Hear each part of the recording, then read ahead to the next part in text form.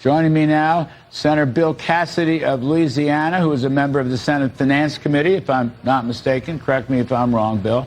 And our friend, House Ways and Means Chair, Congressman Jason Smith from the great state of Missouri. Am I right? You're on the Finance Committee? Yes, sir. All right, so Reagan took the top personal tax rate from 70% to 28%. So what are you waiting for? What are you waiting for? And here's Trump calling for more tax cuts. 70 to 28, Senator Cassidy. So what we have done, though, and he will verify this, is that 28 oftentimes translated into a higher number.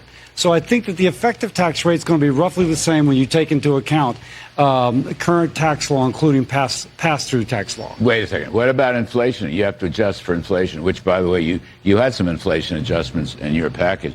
But that 28% bracket, you'd probably have to raise that bracket a whole lot because of the inflation problem. And look, Reagan had a second bracket, 15% for middle-class people. So he had just two, a simplified tax system, 28 and 15.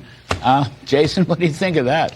You know, the more you can simplify the tax code, all Americans would want it. And one of the things that was so successful in 2017 was doubling the guaranteed deduction. Yes. The majority of Americans use the guaranteed deduction when they file their taxes. In this bill, we actually increase the guaranteed deduction $1,000 per person. This is real savings because 91% of all Americans use to file the standard deduction, so they don't itemize. And whenever they just do it by the standard, it makes the tax code flatter and fairer. Yes, absolutely.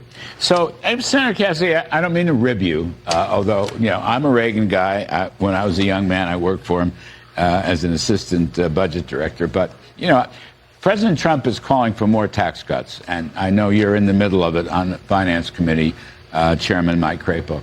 What's in store for us? What can you tell us?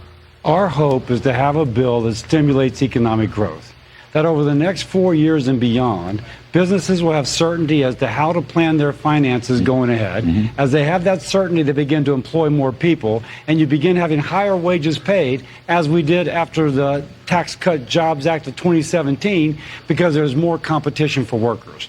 Our goal is a better livelihood for working families in the United States of America. Is there any chance that you would add to the tax cuts as Mr. Trump suggested? Show me the particular provision. Because believe me, we're trying to make this something which is pro-growth. Absolutely. And so if we can make it pro-growth, and obviously you got to pay for things, if you can do that, and sometimes pay for is by increased economic growth. Yes, yeah, now you're cooking. Yeah, yes. If we can do that. Now you're cooking. Absolutely. The CBO came out, I think they did it again today, 1.8% growth for the next 10 years. That's just nonsense. And that, by the way, assumes productivity coming down. Productivity has been up 2% for the last 5 years.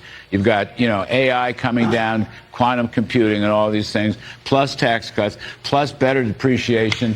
I mean, I think you grow the economy at 3, you make $4 trillion above that 1.8 growth rate. How about it, Senator? You can build in a big growth rate in your bill? The growth rate will be a compromise between what these guys agreed to. He was 2.6. 2.6, and I think ours is going to be 2.6. There's a limit upon the growth rate that would be accepted because we got to pass it. Larry, get him the votes and get me the votes.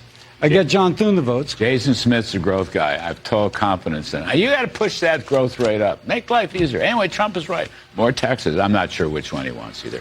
Unfortunately, we're out of time. I got Deputy Treasury Secretary waiting. So you're both very kind. Appreciate it very much. Good to be with you. Jason, thank you, Larry. Senator Cassidy.